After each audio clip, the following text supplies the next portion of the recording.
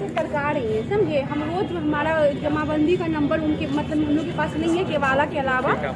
दाखिल खारिज करवाने के लिए हमको एक साल से बस दौड़ा रही, कभी पंचायत बुलाती है तो कभी ब्लॉक बुलाती है। हम वहाँ जाते तो वहाँ नहीं रहती है, वहाँ पंचायत जाते तो ब्लॉक में रहती है। बस वही एक साल से ऊपर नीचे करवा रही है। जो भी खर्चा पानी है उसका डिमांड करती है, बात यही है। अभी कहाँ आए थे आप? अभी हम आए हुए थे सिविल में। हमको मालूम था कि सिविल में ही हमको एक मौका मिल सकता है कि अपना बात हम रख सकते, क्योंकि वहाँ कर्मचारी कुछ सुनता नहीं है।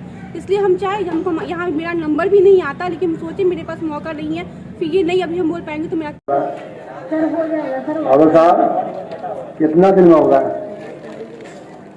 कल करवा दीजिएगा, जाइए कल कर देगा, रोना नहीं है।